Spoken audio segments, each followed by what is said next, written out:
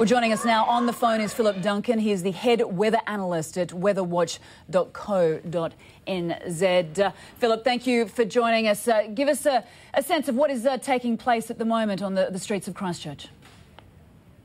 Well, we're now going into the sort of search and rescue mode, I suppose, rather than the evacuation mode. The city is now fairly empty. Just emergency services remain. And now the search goes to find those people who are still trapped in the buildings. There are about 3 or 4 significant buildings that have been significantly damaged by this earthquake. They are fairly modern in that they are perhaps less than 40 or 50 years old, quite different to the devastation back in September last year with that earthquake, which flattened a lot of buildings that were around 100 years old. So this has hit some very new, modern buildings. And there are dozens of people that are still trapped and missing. Yeah, I wanted to ask you about the number of people that are trapped. So they're saying dozens, are they? I think they're saying a lot more than dozens. There is actually no firm number being mentioned by the police or the media. There is a significant number of people that are trapped inside these buildings. It does appear to be sort of dozens of people. I wouldn't know if there were any more than that, but and the numbers of fatalities, I believe, it still remains at around 1 or 2. But they are saying there will be multiple fatalities. Not surprising when we're seeing these, 40-year-old office buildings that have very high building codes, and they have collapsed completely on top of itself. One building, CTV, which is a regional television station based in Christchurch, the building looks like it's been blown up rather than fallen over. It's just rubble. There is nothing left of it. But they are currently searching for any survivors in that building now. I know, Philip, looking at some of those pictures, the buildings look like a bomb has gone off. I know it has been described as a war zone. It is just phenomenal, the pictures that we have been seeing. This happened at 12:51 p.m. local time, some, 5 hours ago. And this, of course, was lunchtime. I mean, Philip, you know this area. This is Christchurch, a city of somewhat 350,000, 400,000 people.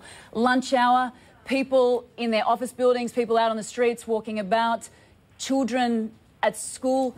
I know that we can't put a number on it at the moment, but it is quite frightening when you think of how many people were actually out and about.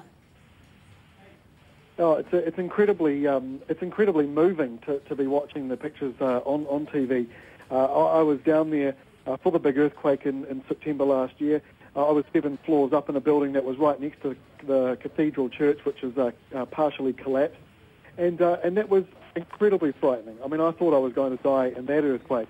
Now, this earthquake was much, much stronger. Even though the Richter scale reading was lower, this one was very shallow. It was only 5 kilometres deep as opposed to 33 kilometres deep, which was the one in September.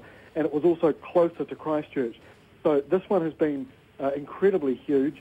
And look, the amount of flooding as well from liquefaction, where the water has bubbled up out of the ground and the ground has literally turned into water or liquid. There are streets flooded all over the CBD. That did not happen back in September to this degree. So the people in Christchurch are facing a bit of a scary night. There is no power. Power is out through most of the city, and it's not going to be switched back on for obvious safety reasons. There's also worries of gas lines that might have broken and other things. So I guess the only thing that is working in their favour is that it is not the weather is fairly calm and settled. It's a little bit cool. It was only around 15 degrees today, which is quite cool for summer. But the weather conditions are looking fairly favourable for tomorrow, and overnight tonight, which will help with the search and rescue operation. Yeah, as you say, that search and rescue operation will continue in the coming hours and throughout the night. But I guess the major concern also, Philip, is aftershocks. You've already experienced a number in the past 5 hours. Yeah, and the aftershocks are very powerful on their own. And the concern is, look, the earthquake was very, very violent, but it wasn't as long-lasting as that one in September. So that could possibly mean that a lot of structures have been damaged but didn't get the chance to topple over. So these aftershocks, the authorities are treating them with a huge amount of with fear, and they are advising people that they should stay out of the CBD, stay away from central Christchurch, don't drive unless you have to, because these aftershocks are hitting in the 5 in the Richter scale reading. They're very, very strong, they're very shallow, and obviously it's not going to take very much to topple over these buildings that, many of them collapsed because they were still damaged from the previous earthquake. So there will be a number of buildings that have just been freshly damaged today, which may well see further damage overnight tonight and in the coming days with the aftershock. I guess people are wondering why so many of those modern buildings have crumbled to the ground. But as you say, this city experienced a massive earthquake last September, deeper, so it wasn't as devastating. But I guess it would have really affected the foundations. I mean, what are officials saying about buildings? Were they I guess earthquake proof? Or did they think they were okay to continue to be used? Was there any concern about these structures following that earthquake? Well, yeah, I mean, a lot of them were fenced off, and you'll notice on the coverage that you're screening on TV at the moment, off and on, that there will be some buildings that have metal wired cages around them, just sort of temporary fences around them. Now, those will be from the buildings that were originally damaged back in September of last year. That won't be from today, or is unlikely to be from today. So a lot of the buildings were already in fear of collapsing. Some of them had gigantic shipping containers stacked up outside of them, covering entire streets to stop them falling over, and if they did fall over, to stop them from hitting people. Those may well have saved lives today. But look, the building code in New Zealand is very, very strict. You can't build a building nowadays that isn't earthquake-proof. And in fact, most of the buildings that would be in the city would have already had structural changes made to them over the last few decades, where they've been built to withstand these earthquakes. So the fact that we're seeing buildings today, the PGC building, which is the one that has 30 trapped in it and 1 confirmed fatality, that one, I believe, was only about 40 or 50 years old.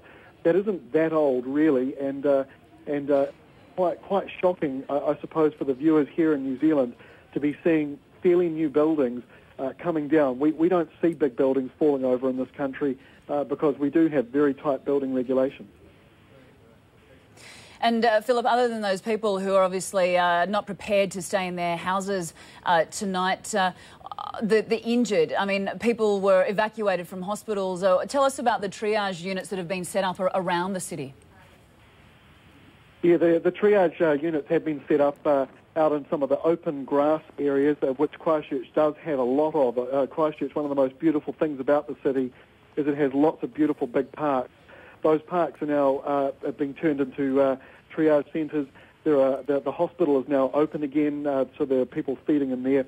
They also have Dunedin Hospital, which is about an hour's, or less than an hour, about half an hour's flight south of the city. So that's also on alert, as is Auckland Auckland Hospital up in the North Island.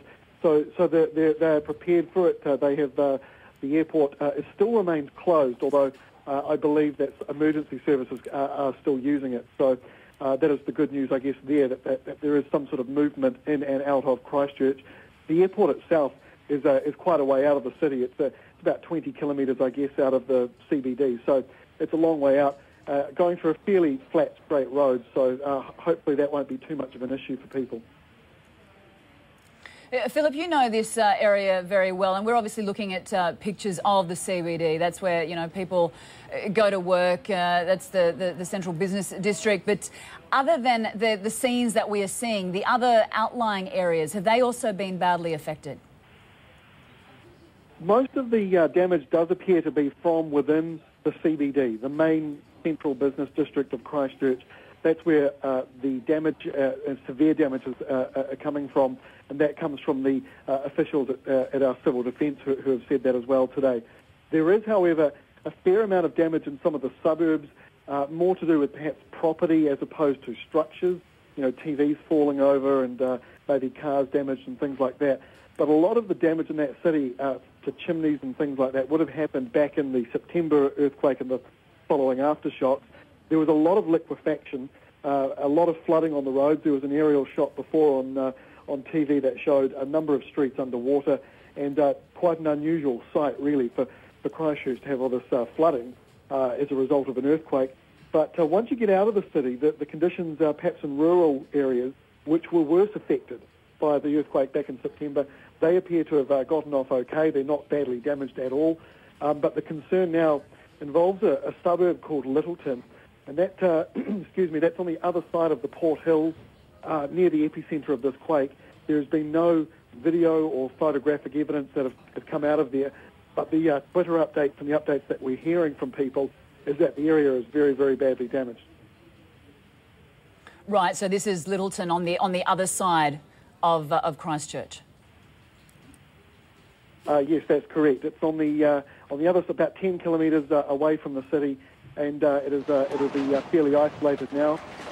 And we would imagine that we've heard some pretty horrifying reports of what that area looks like. So I think it's just like on the big earthquake in September, it took about 12 to 24 hours before people really got a good idea as to what had actually happened.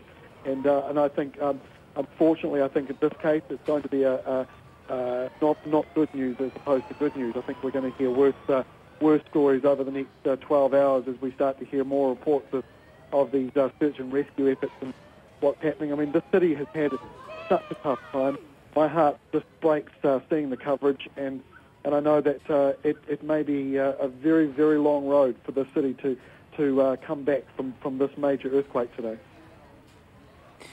Philip, just before you go, you mentioned you're hearing some horrific stories coming out of Littleton. We are yet to see video from there, but if you can share with us, what have you been hearing? We've been hearing reports of much of the central street, the main street of Littleton, the main businesses all being quite severely damaged. But that's about as far as it goes. There was one other report on TV3 today that said that the suburb was unlivable. I don't really know what that means as in a sense of how the area has coped. Littleton isn't a very big area. It's quite a small, it's a major port in Christchurch. It's where the ships all come in. And so there'll be a lot of people there involved with the port. The port is still closed. The tunnel that links the area and the city is also closed. Okay. All right, Philip. Well, we certainly appreciate you taking the time to speak with us there. That was Philip Duncan, the head weather analyst at weatherwatch.co.nz.